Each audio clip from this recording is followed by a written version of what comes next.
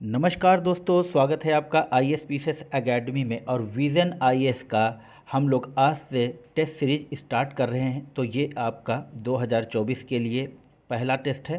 तो चलिए स्टार्ट करें। इससे पहले कि हम स्टार्ट करते हैं, यदि आप चैनल पर नए हैं तो चैनल को जरूर सब्सक्राइब कीजिए। यहाँ पे पहला क्वेश्चन कह रहा है कि संविधान के मूल दर्शन के संदर्भ में निम्नलिखित में से कौन सा संविधान के कार्य हैं। तो यहाँ पर जो इसका सही आंसर हो जाएगा वो हो जाएगा आपका ऑप्शन डी। 1 और 2 तीनों ही सही हैं। तो यहाँ पर लिखा है कि यह मूल्य नियमों का एक ऐसा समुच्चय प्रदान करता है जिससे समाज के सदस्यों के बीच समन्वय बना रहे। फिर यहाँ पर दूसरा लिखा है कि यह निर्दिष्ट करता है कि समाज में निर्णय लेने की शक्ति किसके पास है। फिर तीसरा है कि यह सरकार द्वारा अपने नागरिकों पर लागू किए जाने वाले कानूनों पर कुछ सीमाएं निर्धारित करता है। तो यहाँ पर तीनों ही कथन सही हैं। नेक्स्ट क्वेश्चन देखेंगे। लिखा है संघ या किसी राज्य के कार्यकलाप से संबंधित सेवाओं और पदों के लिए नियुक्ति करने में अनुसूचित जातियों, अनुसूचित जनजातियों के सदस्यों के दावों का प्रशासन की दक्षता बनाए रखने की संगति के अनुसार ध्यान रखा जाएगा। यह प्रावधान भारतीय संविधान के किस भाग में उपबंधित किया गया है। तो यहाँ पर आपके पास 4 ऑप्शन है और यह किया गया है आपका ऑप्शन सी 16वें भाग में, जहाँ पर कुछ वर्गों के लिए विशेष उपबंध का प्रावधान है। नेक्स्ट क्वेश्चन देखेंगे। 3 नंबर कह रहा है कि निम्नलिखित में से कौन सी मूल अधिकारों की विशेषता है। तो यहाँ पर है पहला कि ये व्यक्तिगत स्वतंत्रता और सामाजिक नियंत्रण के बीच संतुलन बनाते हैं। फिर दूसरा है कि कुछ मूल अधिकार ऐसे हैं जो निजी व्यक्तियों की मानहानि कार्रवाई के विरुद्ध उपलब्ध हैं। फिर तीसरा है कि कुछ मूल अधिकार ऐसे हैं जो केवल नागरिकों के लिए उपलब्ध हैं।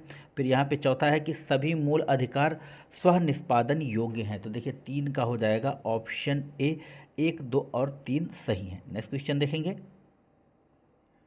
4 नंबर क्वेश्चन कह रहा है कि आयुष्मान भारत प्रधानमंत्री जन आरोग्य योजना के संदर्भ में निम्नलिखित कथनों पर विचार कीजिए। पहला कथन है कि यह विश्व का सबसे बड़ा सरकार द्वारा वित्त पोषित स्वास्थ्य सेवा कार्यक्रम है।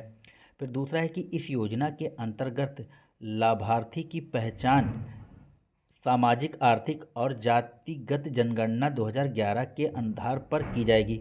फिर तीसरा है कि इसके क्रियान्वयन के लिए राष्ट्रीय स्वास्थ्य प्राधिकरण नोडल एजेंसी है। उपयुक्त में से कौन से कथन सही हैं।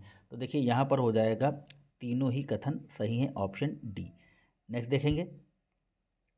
5 नंबर कह रहा है कि हाल ही में जारी की गई वैश्विक आर्थिक संभावना रिपोर्ट यानी कि ग्लोबल इकोनॉमिक्स प्रोस्पेक्ट रिपोर्ट के संदर्भ में निम्नलिखित में से कथनों पर विचार कीजिए।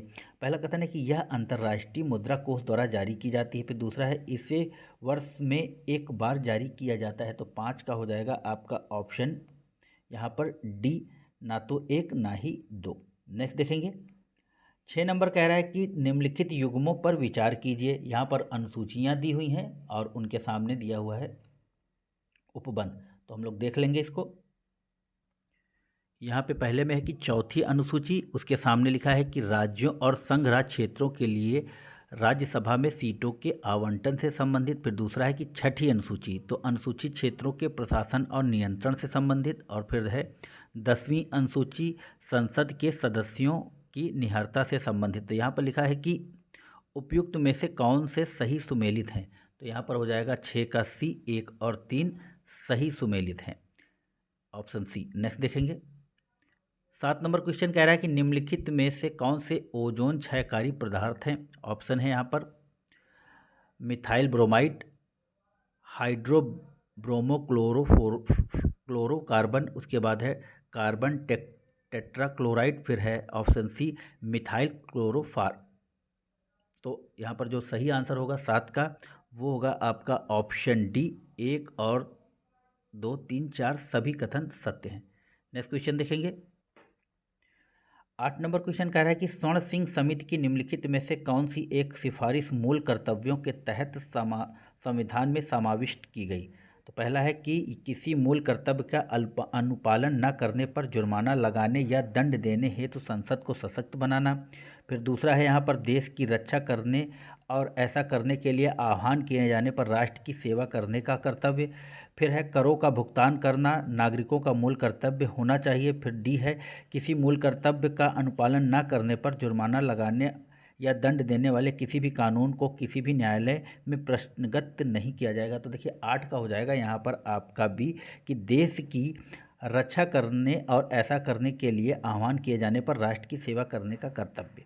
ऑप्शन बी सही होगा। नेक्स्ट देखेंगे 9 में कह रहा है कि निम्नलिखित में से कौन सा केंद्रीय अन्वेषण ब्यूरो सीबीआई का कार्य नहीं है। तो यहाँ पर है आपका ऑप्शन बी, बम विस्फोटों, विमानों और जहाज़ों के अपहरण, परमाणु प्रतिष्ठानों पर हमला तथा सामूहिक विनाश के हथियारों के उपयोग सहित आतंकवादी हमलों की जांच करना, यह सीबीआई का काम नहीं है।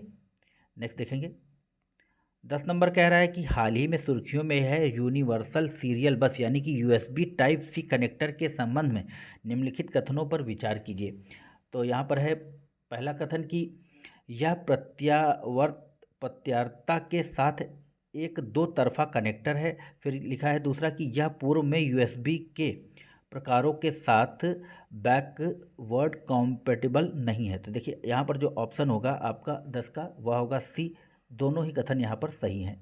नेक्स्ट देखेंगे 11 में लिखा है कि भारतीय संविधान के ऐतिहासिक आधारों के संदर्भ में निम्नलिखित में से किस अधिनियम में पहली बार अध्यादेश शुरू किया गया। तो देखिए 11 का हम लोग देख लेंगे तो यहाँ पर होगा 11 का ऑप्शन बी, 1861 का भारतीय परिषद अधिनियम के द्वारा अध्यादेश की शुरुआत की गई या ऑर्डिनेंस की शुरुआत की गई।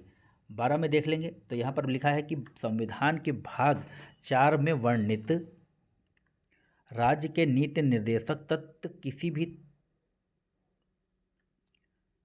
तरह से भाग 3 द्वारा गारंटीकृत मूल अधिकारों को निरस्त या न्यून नहीं कर सकते। दूसरी तरफ इन्हें भाग 3 में निर्धारित मूल अधिकारों के अनुरूप होना चाहिए और इनके पूरक के रूप में कार्य करना चाहिए।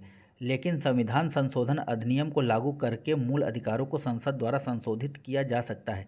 निम्नलिखित में से किस मामले में उच्चतम न्यायालय ने यह व्यवस्था दी। तो 12 का हो जाएगा आपका चंपक दोराय राजन मामले 1951 में, यानी कि ऑप्शन ए हो जाएगा यहाँ पर सही। नेक्स्ट देखेंगे यहाँ पे फिर हम लोग चलेंगे 13 नंबर क्वेश्चन की ओर और यहाँ लिखा है कि भारतीय संविधान की 7वीं अनुसूची के संदर्भ में निम्नलिखित युग्मों पर विचार कीजिए। तो यहाँ पर लिखा है सूची और यहाँ विषय और उसके सामने सूची लिखी। तो बैंकिंग समवर्ती सूची, कृषि राज्य सूची और व्यवसाय संघ, तो यह संघ सूची उपयुक्त में से कितने युग्म सही सुमेलित हैं। तो यहाँ पर बताना है कि कितने युग्म सही सुमेलित हैं। तो यहाँ पर केवल एक युग्म सही सुमेलित है, यानी कि बैंकिंग जो है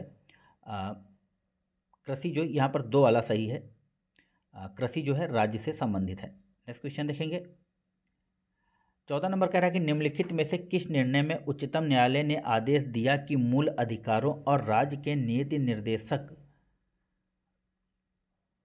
निदेशक तत्वों के बीच सामंजस्य और संतुलन संविधान के ढांचे का भाग है। तो देखिए यहाँ पर होगा मिनर्वा मिल्स मामला, ऑप्शन सी।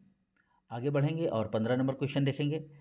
15 नंबर में कह रहा है कि बोस आइंस्टीन कंडेंसेट, जिसे प्रायः पदार्थ की 5वीं अवस्था कहा जाता है, के संदर्भ में निम्नलिखित में से कौन से कथन सही हैं। तो यहाँ पर 3 कथन दिए हैं और इनमें से बताना है कि कौन सा कथन सही है। तो यहाँ पर है ऑप्शन बी, केवल तीसरा कथन सही है। तो इसको हम लोग पढ़ लेंगे। इसका उपयोग परमाणु लेजर और परमाणु घड़ियों के निर्माण में किया जा सकता है। चलिए नेक्स्ट देखेंगे। अब हम लोग 16 नंबर क्वेश्चन की ओर बढ़ेंगे और लिखा है कि किसी धर्म की अभिवृद्धि के लिए कराधान से मुक्ति के संदर्भ में निम्नलिखित कथनों पर विचार कीजिए। तो यहाँ लिखा है कि राज्य कर के रूप में संग्रहित धन को किसी विशिष्ट धर्म की अभिव्यक्ति के लिए व्यय नहीं कर सकता।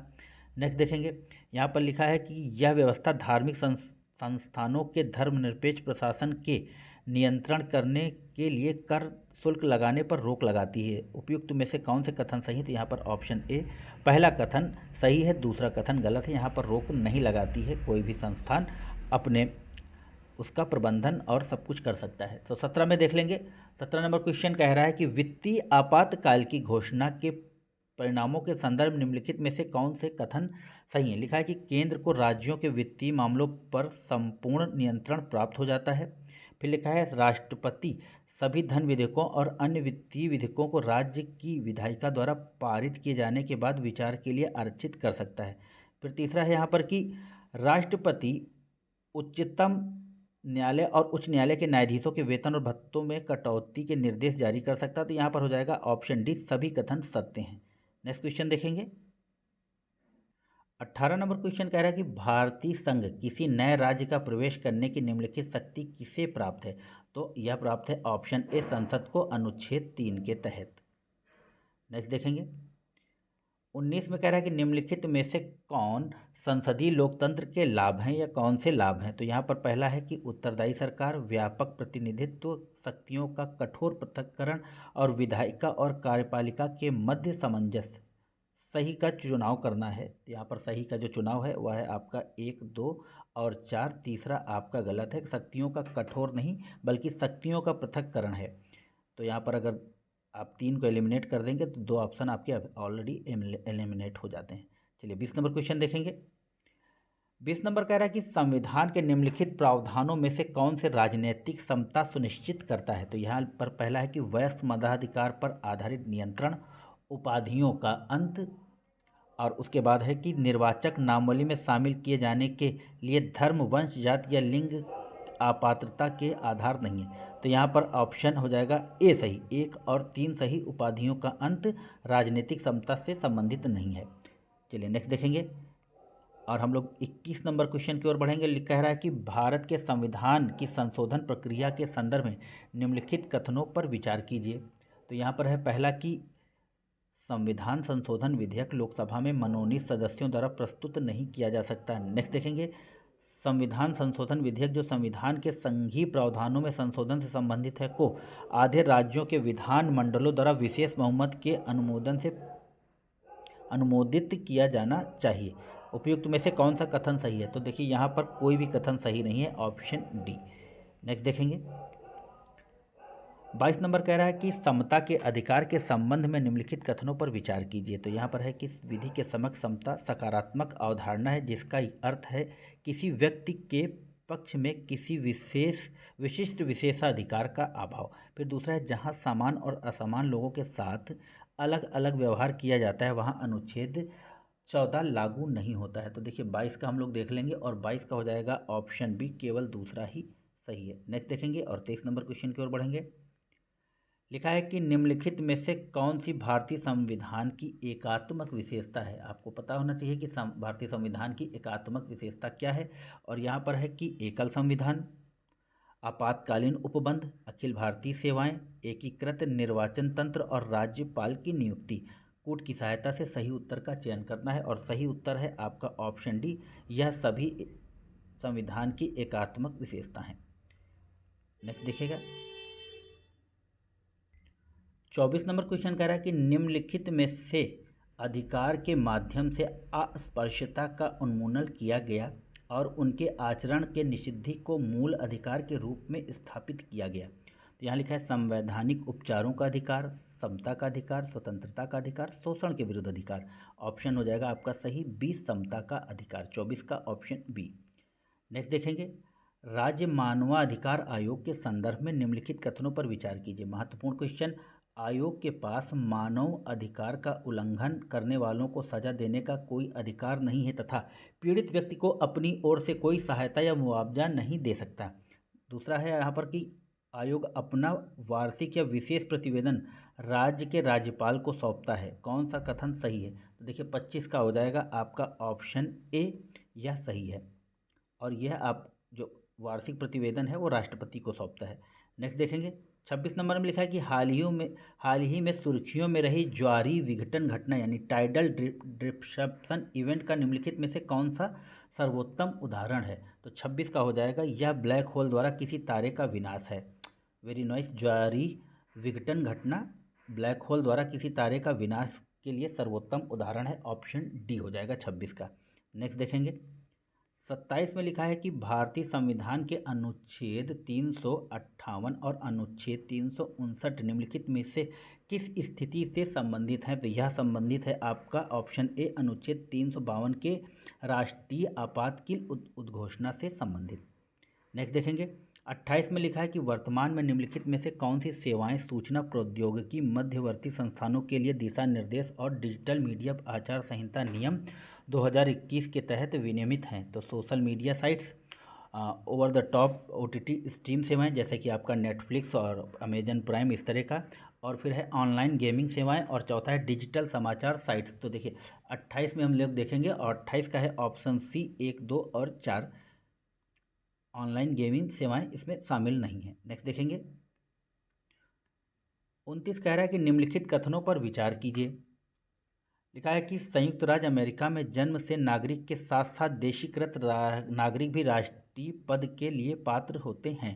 दूसरा है कि भारत में केवल जन्म से नागरिक ही राष्ट्रपति के पद के लिए पात्र होते हैं, ना कि देशीकृत। उपर्युक्त में से कौन सा कथन सही नहीं है? यहाँ पर नहीं सही के लिए पूछ रहा है, तो यहाँ पर दोनों ही कथन सही नहीं है। नेक्स्ट देखेंगे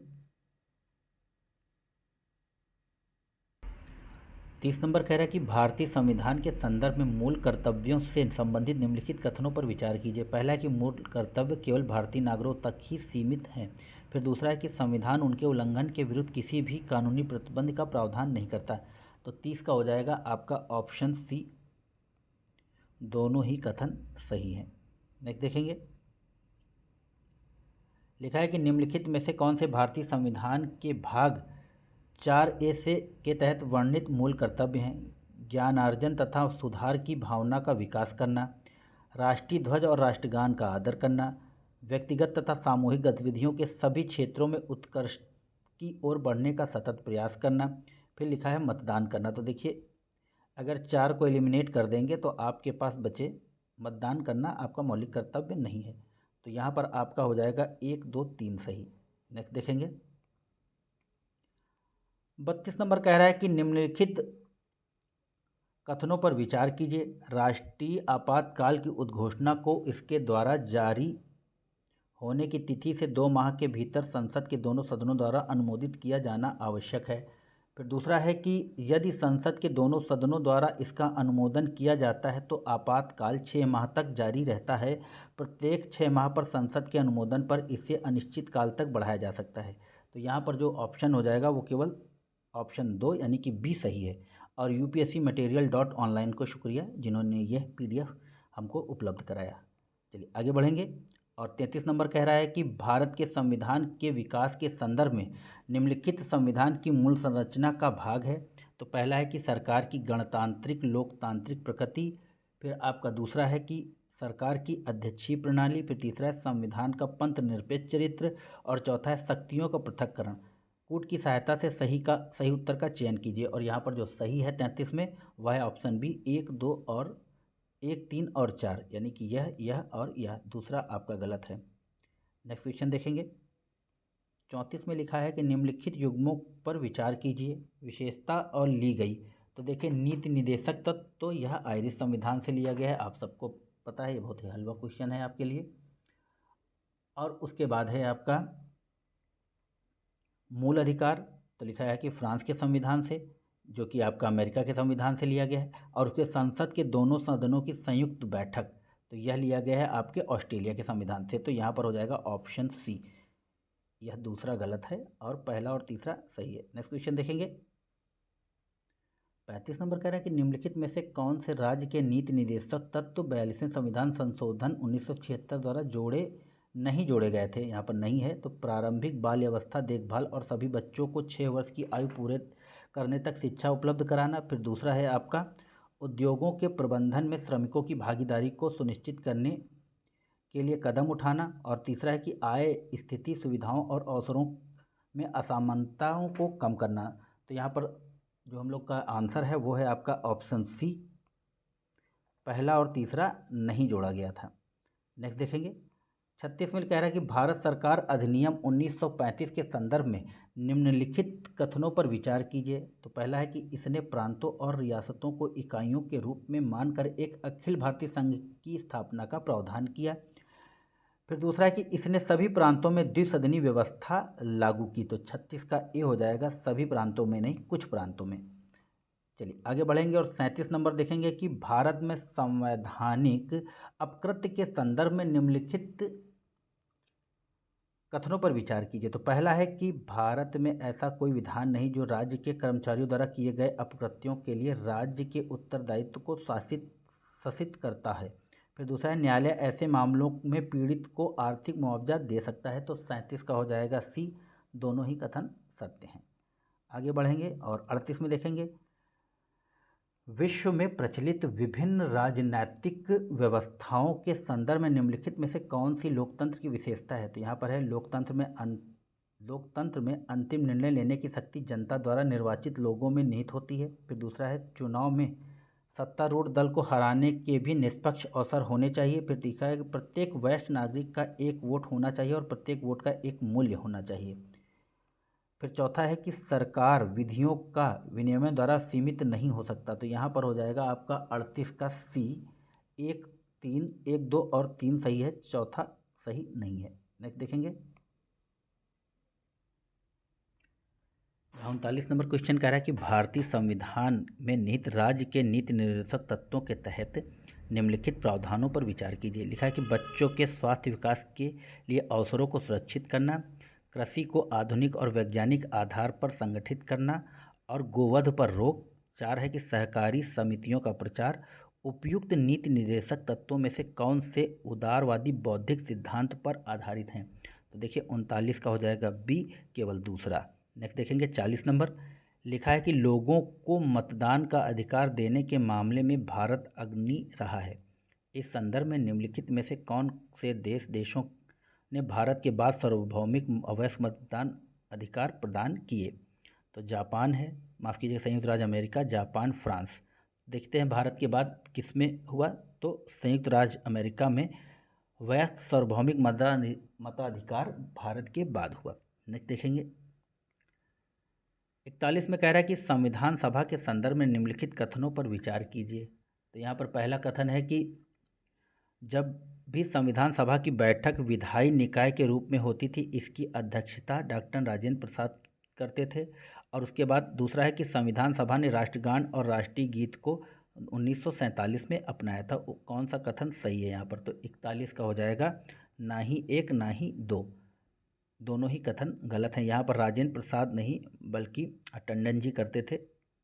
नेक्स्ट देखेंगे 42 नंबर, राष्ट्रीय अनुसूचित जनजाति आयोग के संदर्भ में निम्नलिखित कथनों पर विचार कीजिए। तो पहला कथन है कि इस आयोग के सदस्यों की सेवा शर्तें और कार्यकाल संसद द्वारा निर्धारित किया जाता है। फिर दूसरा है कि मूल संविधान में अनुसूचित जनजातियों के लिए एक अलग राष्ट्रीय आयोग का प्रावधान नहीं था। लिखा है कि उपर्युक्त में से कौन से कथन सही है। तो 42 का हो जाएगा बी, दूसरा कथन सही है। नेक्स्ट देखेंगे 43 में लिखा है कि निम्नलिखित में से कौन किसी बैंक को भारत में घरेलू प्रणालीगत महत्वपूर्ण बैंक के रूप में नामित करता है। तो 43 का हो जाएगा आपका भारतीय reserve bank, option B. Next देखेंगे 44 कह रहा है कि निम्नलिखित में से कौन से अधिकार प्राण और दैहिक स्वतंत्रता के संरक्षण के अधिकार का हिस्सा हैं। तो लिखा है किसी राज्य से बाहर ना निकाले जाने का अधिकार, फिर विदेशी यात्रा करने का अधिकार, मौन रहने की स्वतंत्रता और पहाड़ी क्षेत्रों में सड़क का अधिकार। नीचे दिए गए कूट का प्रयोग कर सही उत्तर का चयन कीजिए। 44 का हो जाएगा ऑप्शन सी, 1, 2 और 4। नेक्स्ट देखेंगे 45 नंबर क्वेश्चन देखेंगे।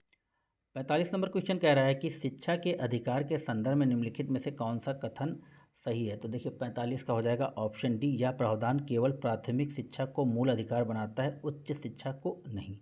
नेक्स्ट देखेंगे 46 में, यह दुनिया के सबसे सक्रिय ज्वालामुखी में से एक है जिसे हाल में ही पुनः विस्फोट हुआ। यह दुनिया के सबसे बड़े सक्रिय ज्वालामुखी मैना लोआ के पास अवस्थित है। उपर्युक्त परिच्छेद निम्नलिखित में से किस ज्वालामुखी का वर्णन करता है। तो 46 का ए, माउंट किलाऊ।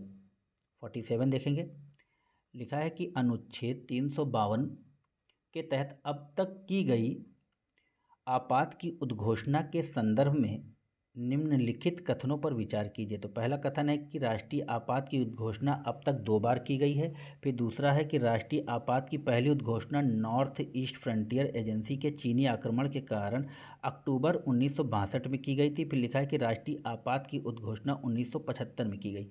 47 का हो जाएगा सी, केवल दूसरा कथन ही सही है, ये हो जाएगा ऑप्शन सी। नेक्स्ट देखेंगे लिखा है कि वैश्विक जोखिम धारणा सर्वेक्षण पर आधारित वार्षिक रिपोर्ट वैश्विक जोखिम रिपोर्ट 2023 हाल ही में किस संस्थान के द्वारा जारी की गई? तो 48 का हो जाएगा option B, world economic forum या विश्व आर्थिक मंच के द्वारा। 49 कह रहा है कि प्रस्तावना में निहित शब्दों के संदर्भ में निम्नलिखित कथनों पर विचार कीजिए। तो गणतंत्र शब्द जर्मन संविधान से लिया गया है। फिर दूसरा है कि प्रस्तावना में न्याय के आदर्शों को सोवियत संविधान से अपनाया गया है। तो 49 का हो जाएगा केवल बी, ऑप्शन 2 सही है। 50 देखेंगे। लिखा है कि निम्नलिखित निकाय संस्थाओं में किन का लेखा परीक्षण पूर्णता एवं प्रत्यक्षता नियंत्रण एवं महालेखा परीक्षक द्वारा किया जाता है? तो पहला है भारतीय रिजर्व बैंक, फिर तेल और प्राकृतिक गैस आयोग, भारतीय जीवन बीमा निगम और भारतीय स्टेट बैंक। तो 50 का देख लेंगे और 50 का है ऑप्शन ए यानी कि 2, तेल और प्राकृतिक गैस आयोग। तो मित्रों यह थे कुल 50 क्वेश्चन, यह 100 क्वेश्चन का सेट है, मगर आज हम 50 करेंगे और 50 हम इसको कल करेंगे। आशा है ये वीडियो आपको पसंद आएगा। चैनल को लाइक कीजिए, शेयर कीजिए, सब्सक्राइब कीजिए, अपने मित्रों तक इसको पहुंचाइए। धन्यवाद। जय हिंद, जय भारत, नमस्कार।